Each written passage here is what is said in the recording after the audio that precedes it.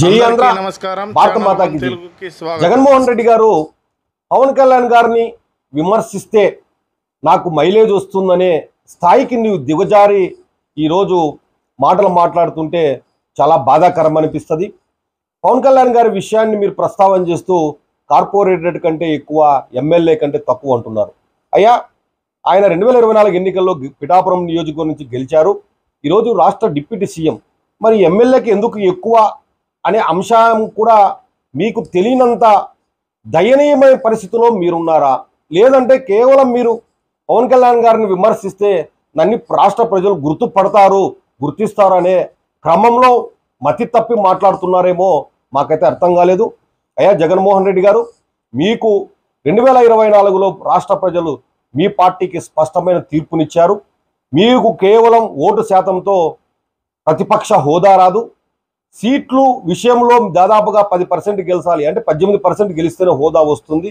మీకు రాదని చెప్పి గతంలో కూడా పవన్ కళ్యాణ్ గారు కావచ్చు, అసెంబ్లీలో కూడా అసెంబ్లీ స్పీకర్ గారు స్పష్టంగా చెప్పారు. అయినా కూడా కేవలం మీరు రాద్ధాంతం చేస్తూ ప్రజాస్వామ్య విలువల్ని మరిచి, ప్రజాస్వామ్య తీర్పుని మరిచి ఈరోజు మీరు ప్రవర్తిస్తున్న తీరు చాలా బాధాకరం.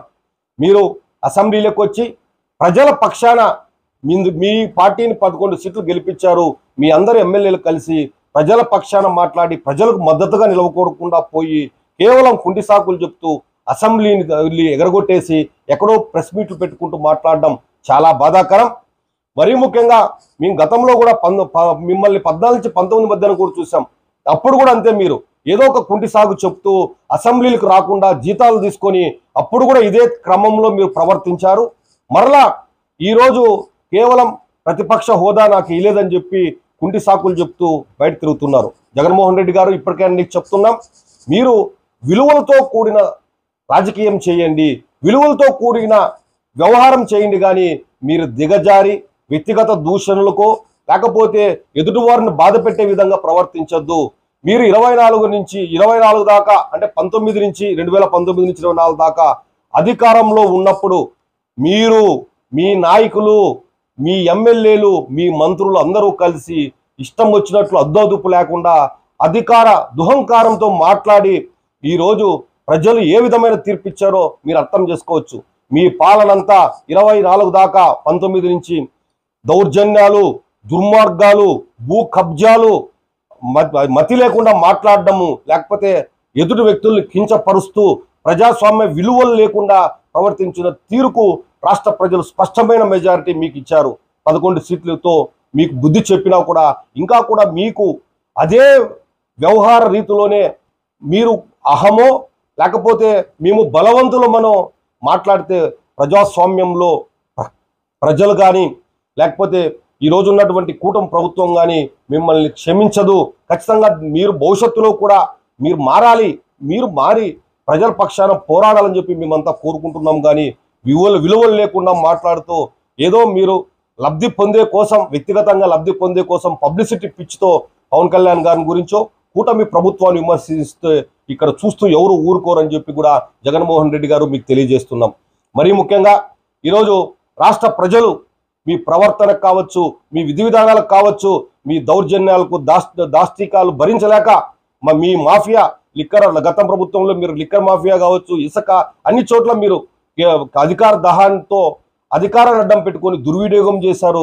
లక్షల కోట్లు ప్రజాస్వామ్యాన్ని దుర్వినియోగం చేశారని ప్రజలు గ్రహించి మీకు స్పష్టమైన తీర్పును 2024లో ఇచ్చారు. మీరు ఇప్పటికైనా తెలుసుకోకుండా కేవలం ఏదో నిందారోపణలు చేసుకుంటూ పోతే ప్రజలు భవిష్యత్తులో కూడా మిమ్మల్ని గుర్తించడం తెలుసుకోండి. మరీ ముఖ్యంగా జగన్మోహన్ రెడ్డి గారు, ఇప్పటికైనా నీకు చెప్తున్నాం, కనీసం నీ కుటుంబ సభ్యులు, మీ ఇంట్లో మీ అమ్మగారు విజయమ్మ గారు కానీ, షర్మిలా గారు కానీ ఈరోజు మిమ్మల్ని అసహ్యించుకుంటున్నారు. రాష్ట్ర ప్రజలు 2024లో అసహ్యించుకొని స్పష్టమైన తీర్పునిచ్చారు. ఇప్పటికైనా మీరు తెలుసుకొని మానసిక పరివర్తనతో మీరు భవిష్యత్తులో నడుచుకుంటారని ఆశిస్తున్నాం. కేవలం మీరు విమర్శలు చేసో ఈరోజు లేకపోతే ఎదుటోళ్ళని భయపెట్టో, భయభ్రాంతులకు గురి చేసో, కించపరిచో, చులకనగా మాట్లాడో మీరు భవిష్యత్తుని ఇట్లే ముందుకు వెళ్తామంటే మాత్రం ఖచ్చితంగా వచ్చే ఎన్నికల్లో కూడా మీకు తగిన మూల్యం చెల్లించుకోక తప్పదని నీకు తెలియజేస్తున్నాం. మరీ ముఖ్యంగా ఈ కూటమి ప్రభుత్వం అధికారంలోకి వచ్చి కేవలం 9 నెలలు అయింది. ఈ 9 నెలల కాలంలో తెల్దా? నీవు కాగు వాళ్ళ రిపోర్ట్స్ కానీ ఏదైనా చూడండి. మీరు 19 నుంచి 24 దాకా రాష్ట్రంలో ఉన్నటువంటి వనరుల్ని, ప్రకృతి సంపదని, ప్రజల ధనాన్ని దుర్వినియోగం చేస్తూ దాన్ని అవినీతిమయంలో కూరుకుపోయి కనీసం ఎక్కడ కూడా ఒక గుంతకు మట్టికి వేయలేని పరిస్థితుల్లో కేవలం ఏదో సంక్షేమ పథకాలని భూతద్దంలో చూపుతూ బటన్ నొక్కుతున్నా అని చెప్పి రాష్ట్ర ప్రజల భవిష్యత్తుని అంధకారంలోకి నెట్టేసి భావితరాల భవిష్యత్తుని దెబ్బతీసిన మాట వాస్తవమా కాదని జగన్మోహన్ రెడ్డి గారు నీకు సూటిగా ప్రశ్నిస్తున్నాం.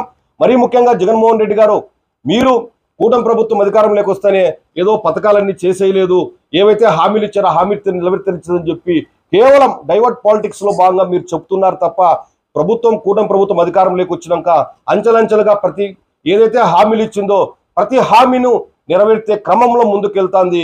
ఎందుకంటే నీవు ఏదైతే 24లో అధికారం దిగిపోయే నాటికి అస్తవ్యస్తంగా రాష్ట్ర పరిస్థితి ఉంది, ఆర్థిక పరిస్థితి అనేది కూడా తెలుసుకోవాలి. రాష్ట్ర ప్రజలకు తెలుసు, రాష్ట్ర ప్రజలు స్పష్టంగా ఉన్నారు, కూటమి ప్రభుత్వం మీద నమ్మకంతో ఉన్నారు.